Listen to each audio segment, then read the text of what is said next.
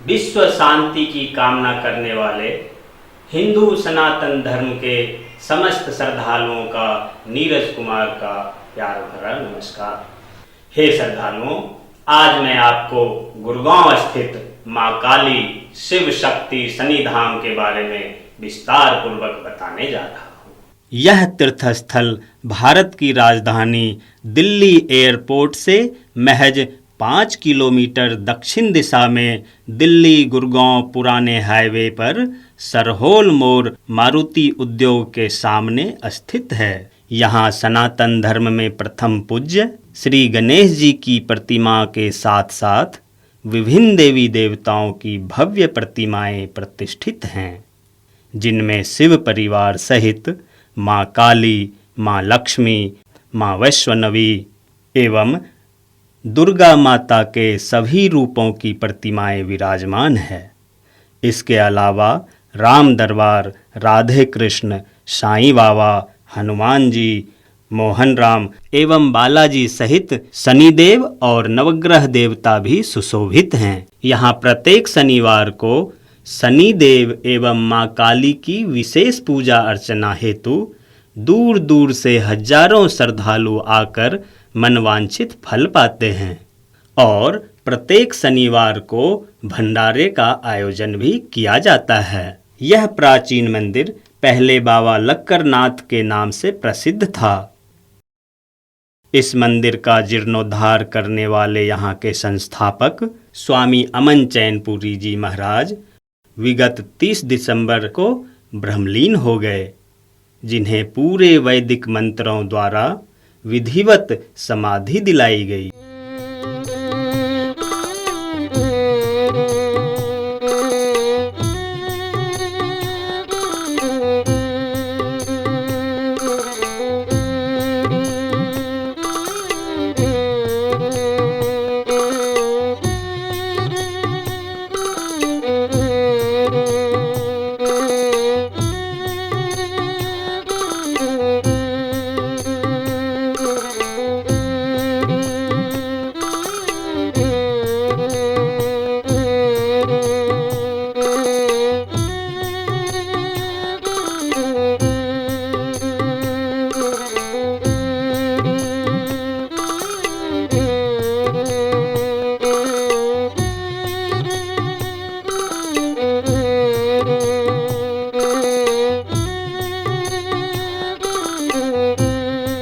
तदोपरांत 16 दिन बाद षोडशी के अवसर पर स्वामी अमन चैनपुरी जी महाराज के गुरु महंत स्वामी रामापुरी जी के नेतृत्व में उनके बड़े शिष्य संगमपुरी जी को गुड़गांव आश्रम एवं छोटे शिष्य विजेंद्रपुरी जी को रेवाड़ी आश्रम का महंत बनाया गया। 1991 में यहाँ पर शक्तिपीठ की स्थापना की गई।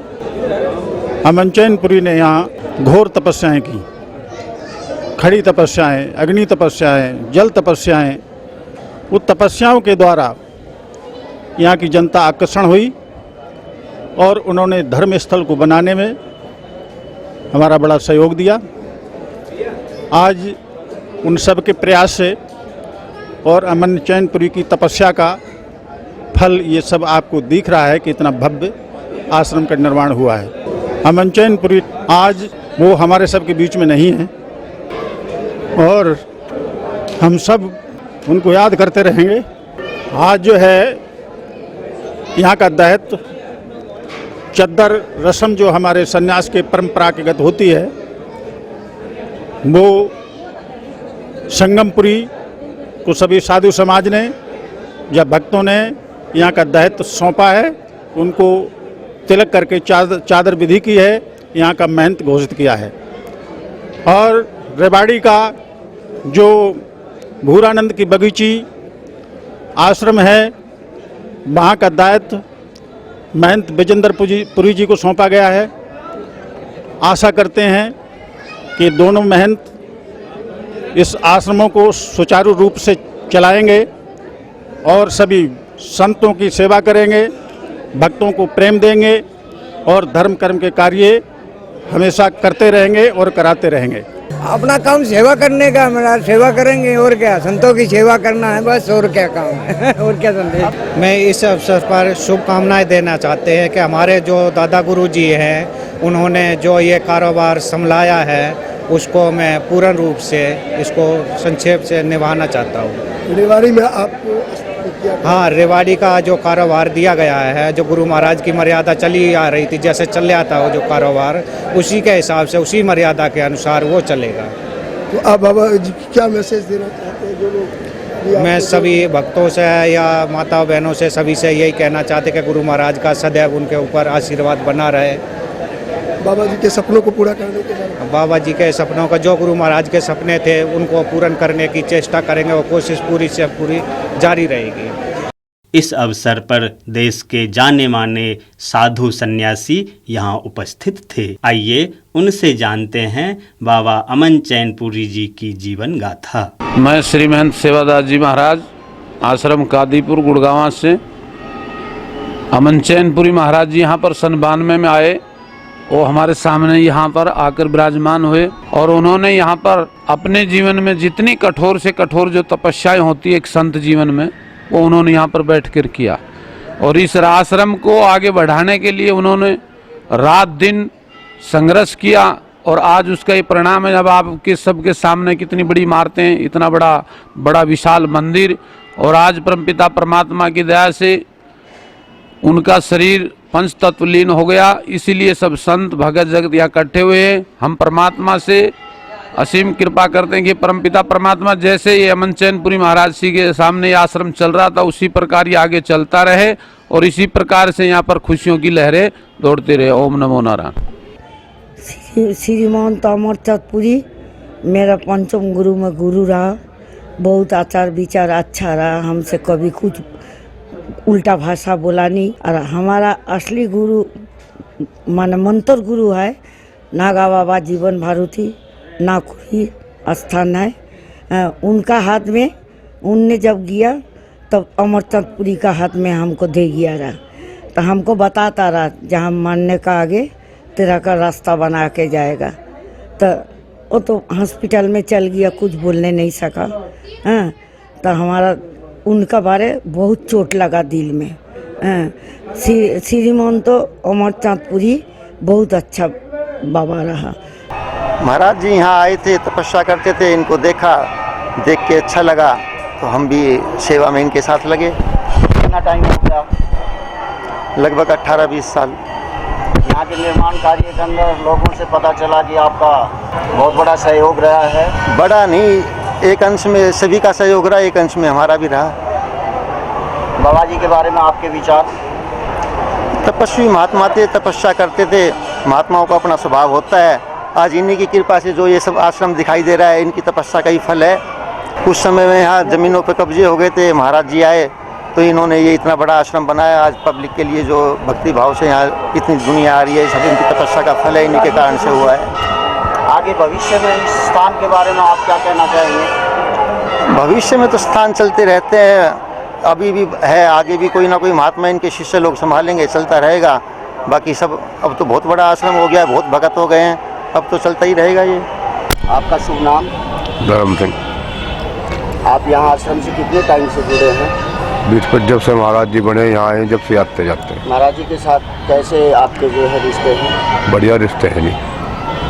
तो आप कहाँ से रहने वाले हैं? नजफगढ़। आप? मैं आशा सैनी। आपका नाम? आशा सैनी, इनकी बहन हूँ। और जब से हम यहाँ पे आ रहे हैं, इनका हमने त्याग बहुत देखा। महाराज जी जैसे हमने महात्मा बहुत देखे, पर इनके जैसे हमने महात्मा नहीं देखा। बहुत बड़ी तपस्या कर करके यहाँ पूरा खंडर था, इन्होंने ऐसा सुरंग बना दिया, बहुत जगह सुरंग बना दिया इन्होंने। कितनी लड़कियों की शादी कराई, कितने इन्होंने कार्य, बहुत अच्छे अच्छे कार्य करे इन्होंने। एक पाई लगा के दुनिया की सबको अच्छे से करा इन्होंने। इतना कोई महात्मा नहीं करता जितना इन्होंने। छोटे छोटे अपने बच्चों को त्याग के आ गए। हमारी भाभी थी, वो भी छोटी थी, छोड़ के उम्र में आ गए। 5 साल के बच्चे थे, इन्होंने छोड़ दिया था सब कुछ घर पर 21-22 साल पहले। और आज इनकी कृपा से वो बच्चे भी बड़े हो गए इनके। आज से 20 साल पहले मैं यहाँ आया था मारुति में तो बाबा जी यहाँ पर बैठे हुए थे और तपस्या करने के बारे में इन्होंने कहा कि मैं अग्नि तपस्या करूँगा। यहाँ पर बहुत सारे लोग ऐसे रहते हैं जो असामाजिक तत्व हैं और आश्रम के में ये लोग ऐसा काम करते हैं जो असामाजिक है, असंवैधानिक है। इसको रोकना साधु संतों का काम है और तुम्हारे जैसे पत्रकारों का भी इसमें सहयोग चाहिए। अगर करोगे तुम सहयोग तो सनातन की सेवा करोगे। तो तब से मैं महाराज से जुड़ गया। महाराज जी का हर एक तपस्या जो था वो अद्वितीय रहा, वो अग्नि तपस्या रहा हो, जलधारा तपस्या रहा हो, खड़ी तपस्या रहा हो, या वो शरीर के ऊपर में जौ इन्होंने जयंती भी मतलब उगाया। बहुत ही विनम्र स्वभाव के सरल संत थे। मैं गुरुजी के साथ 2002 से जुड़ी हुई हूँ। हम जब गुरुजी के पास आते थे तो जब हम जीरो थे, हमारे पास कुछ भी नहीं था। जब हम अपने गुरुजी के चरणों में हमें पता चला कि हमें एक सिद्ध पुरुष है उसके पास, किसी ने हमारे से बताया तो हम वहाँ पर पहुँचे। जब हम गुरुजी के चरणों में पहुँचे और उन्हों से हमने गुरु दीक्षा ली तो गुरुजी ने हमें अपनी दीक्षा के बारे में बताया कि कभी भी अपने मन में किसी के प्रति मलिनता नहीं लानी और सद्भाव से चलोगे तो मेरा आशीर्वाद तुम लोगों पर है। जैसा कि विदित है, आज का कार्यक्रम महंत श्री अमन चैनपुरी जी महाराज की श्रद्धांजलि के लिए आश्रम के अंदर किया गया। उनकी श्रद्धांजलि के लिए हजारों संत यहाँ एकत्रित हुए और उसके निमित्त भंडारा हुआ। जैसा कि आप जो है देख रहे हैं, समाधि के सम्मुख बैठकर भंडारे के अंदर संत समाज ने जो निर्णय किया उसकी उद्घोषणा पहले हुई। उस उद्घोषणा के अंदर अमन चैनपुरी जी के श्री गुरु महाराज रामापुरी जी महाराज ने अमन चैनपुरी जी के शिष्य संगमपुरी और विजेंद्रपुरी को उनका उत्तराधिकारी साधु समाज के द्वारा घोषित किया गया और उनके आश्रमों की आगे की व्यवस्था को देखने के लिए, उन व्यवस्थाओं के अंदर भविष्य की योजनाएं चलाने के लिए और उनके कार्य को सुचारू रूप से चलाने के लिए उनको जो है चादर दी गई। अभी रेवाड़ी आश्रम से जुड़े हुए भगत जी हमारे बीच बैठे हैं। मैं उनसे उनके विचार जानना चाहता हूं। मैं नरसिंह भगत रेवाड़ी से आश्रम बाबा भूरानंद बगीची से 30 साल से बाबा की सेवा में लगे हुए हैं और महाराज की बड़ी अति कृपा रही है हम लोगों पे। और मैं ये सभी भक्तजनों से ये चाहूँगा, अगर बाबा ब्रह्मलीन होने के बावजूद सभी इन बगीचियों को बड़े धार्मिक विचारों से चलाएं और बाबा की यही अंतिम इच्छा थी कि मेरी ये बगीची सदा हरी भरी रहे। जैसा कि अभी आप भक्त नरसिंह जी के विचार सुन रहे थे, ऐसे ही विचार सारे साधु समाज के रहे हैं और उनके अंदर ये निर्णय किया गया कि जो भी भक्त लोग यहाँ इस आश्रम से जुड़े हैं वो भविष्य के अंदर दोनों संतों के साथ जुड़कर उनका सहयोग करते रहेंगे और भविष्य की समाज के लिए योजनाएं बनाते रहेंगे। जैसे गौ सेवा, बाबा जी ने अपने जीवन काल के अंदर 2 गौशालाओं का भी निर्माण करवाया और वो दोनों गौशालाएं अपनी जगह चल रही हैं।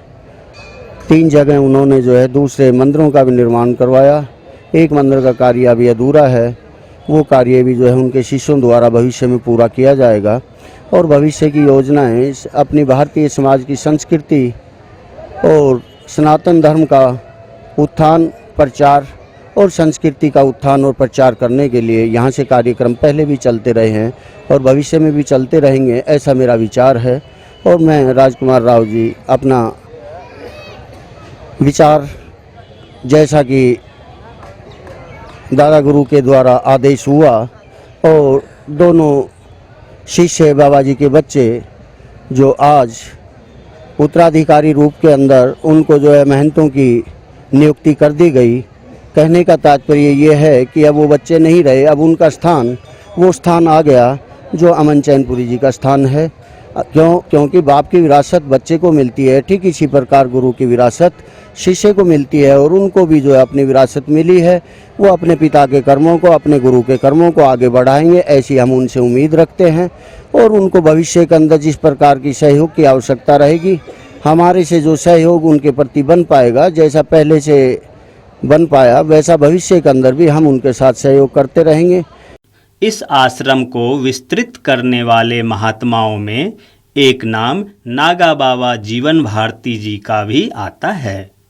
बाबा जीवन भारती जी का तप स्थली नाकुरी उत्तर काशी में भागीरथी तट पर विद्यमान है, जो सप्तऋषि जमदग्नि जी के पुत्र परशुराम जी का तप स्थल व रेणुका माई का वध स्थल भी रहा है।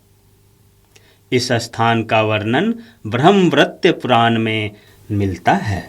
बाबा जीवन भारती जी ने यहाँ पर एक शिवालय बनवाया था और उन्होंने अपने जीवन काल का एक हिस्सा यहाँ भी बिताया। जब बाबा जीवन भारती ब्रह्मलीन हुए तो उनके शिष्यों द्वारा बाबा जीवन भारती जी की फूल समाधि यहाँ बनाई गई।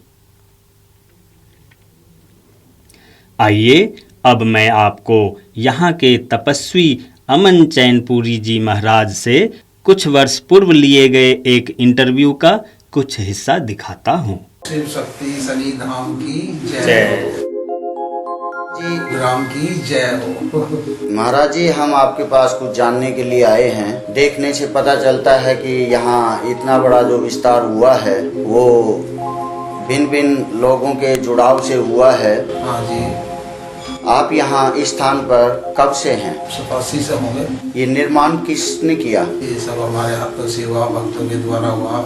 आपके आने से पहले यहाँ क्या था? यहाँ एक छोटी सी कुटी होती थी और कुछ नहीं था, बस ये खंडर पड़ा हुआ था। दारू के ठेके थे बाहर, दुकान एक दो लगी, 2-4 दुकानें लगी हुई थी। आपने उस सब को कैसे हटाया? ये तप बल से हटाया, तपस्या की। 7 महीने तक हम खड़े रहे, हमने ये प्रण किया हम जब तक ये यहाँ पर कामयाब नहीं हो जाएंगे, जब तक हम तपस्या करते रहेंगे। और एक संकल्प कर लिया था हमने कि हम तपस्या के द्वारा ही यहाँ सब कुछ करें। भगवान से हमने अपना भक्ति की और 7 महीने हमारे लगे। 7 महीने में सब कुछ सेवा करने लगे और अपने आप ही सब छोड़ के यहाँ से चले गए। किस प्रकार की तपस्या करते हैं बाबा जी आप? हम धोने की तपस्या करते हैं, जलधारा भी करते हैं, नौरते भी बोलते हैं अपने ऊपर 9 दिन के, मौन भी रह जाते हैं। तपस्या कई प्रकार की होती है। बाबा जी, जीवन के अंदर आप जो है संसारी लोगों के लिए क्या संदेश देना चाहते हैं? लोगों के लिए, लोगों को तो भी जागना चाहिए, हमारे अपने आप को इनको समझना चाहिए। हमें अपने आप को एक बड़ा अच्छा महान बनाना चाहिए। हमारी जो संस्कृति है ये कमजोर हो रही है। हमारे भारत की जो हमारा धर्म जो है वो कमजोर की तरफ जा रहा है। हमारे सनातन धर्म की इतनी मजबूती नहीं। तो बाबा जी, आपके विचार के अंदर किस प्रकार के कार्य किए जाएं कि ये संस्कृति की महानता जो संसार के अंदर भारतवर्ष की रही है ये बनी रहे? इस पर हम कुछ निर्भर करें। हम अपने बच्चों को हिंदी और संस्कृति तो हमको पढ़ानी चाहिए, और भी कोई सी पढ़ाई पढ़े, पर हमको अपनी नहीं भूलनी चाहिए। हमें अपनी सनातन धर्म की तो रखना ही चाहिए। हम अपने आप को भूल जाएंगे, अपनी पढ़ाई को भूल जाएंगे, अपने हम सब कुछ भूल जाएंगे, अपनी सत्ता भूल जाएंगे, तो फिर हम क्या है? हमको ठीक है, पहले लोग कितनी पढ़ाई पढ़ते थे, कौन सी पढ़ते, पढ़ो, बाहर की भी, इंग्लिश भी पढ़ो, और भी पढ़ो, उर्दू भी पढ़ो, फारसी भी पढ़ो, पर अपनी भी पढ़ो। हमारी सनातन धर्म में ही सत है, यही संतों की धरोहर है सनातन धर्म, और ये सत पर चलाना सीखिए। सनातन धर्म का एक लक्ष्य है, सबको ही जीवों को, सबको सहारा दो, जियो और जीने दो, जीने का भी रास्ता सिखाते हैं। अभी बाहर बात करते हुए पता चला कि आपने दूसरी जगह भी जो है गौशालाएं बनाई हैं। गौ के बारे में आपका विचार किस प्रकार से है और क्या क्या कार्य कर रहे हैं, बताइए। गौ हमारी माता है। ये 14 रत्नों में से एक रत्न माता है, एक देवता है। साक्षात आज कल युग में गौ माता ही बची है। ये साक्षात देवता है, ये भी अलोप होने को जा रहा है। इसके लोग हमारे हिंदू धर्म में या हमारे भारतीय कोई भी गौर नहीं कर रहा है। ये गौ माता जो है एक राष्ट्रीय चीज है। एक इसके रहने से कभी देश में काल नहीं पड़ेगा, किसी देश की ऐसी बीमारियां नहीं होंगी, ऐसे एक अकाल मौत नहीं होंगी जहाँ गौ होंगी। गौ के रहने से बहुत बीमारियों का विनाश भी हो जाता है और कैंसर तक को भी ये खत्म करती है। और इन्हीं के कारण से राम भी बरसता है। और गौ माता की हम हर जगह जय बोलते हैं। गौ का लिए हमारे सनातन धर्म में पूजा देवता है साक्षात। हम पहले तो घरों में भी रोटी भी निकालते थे, पहले कि गौ माता को दो, गौ की पूजा करो। गौ के दर्शन भी अच्छे हैं, गौ की तो सारी चीजें अच्छी हैं। जिस देश में गौ रहेंगी उसमें ना कोई ऐसा भारी बीमारी होगी, ना कोई ऐसे अत्याचार होंगे, दया धर्म रहेगा। गौ माता जो है सभी को एक अच्छा जीव है। ये तो एक जीने का ही रास्ता देती है मानव के लिए। मानव के हक में तो गौ माता बहुत ही अच्छी। तो अभी वर्तमान समय में बाबा जी आप के शिष्यों से पता चला आप बिहाड़ी के तरफ जो है कहीं गौशाला का कार्य कर रहे हैं। उस स्थान के बारे में बताइए और वहाँ कितनी गायें हैं, कैसे कार्य कर रहे हैं? हमारी झज्जर जिले में मातानेर में उसमें करीब 1000 गाय। वहाँ भी लोगों ने पकड़वा रहे थे, इस तरीके का अत्याचार हो रहा था। जब वहाँ गौशाला खुलवाई, लोग पकड़वा के पता नहीं कहाँ भिजवा रहे थे, बड़ा अत्याचार हो रहा था हम लोगों के साथ। तब हमने वहाँ वो गौशाला खुलवाई, वहाँ भी तपस्या की मैंने, तपस्या करके वो गौशाला वहाँ पर खुलवाई। 2 साल मेरे को लगे तपस्या करने में। वहाँ गौशाला 1000 गाय भी होगी। उधर एक टेस्ट बनाया, फिर उधर का उनको चलवा के वो चला रहे हैं।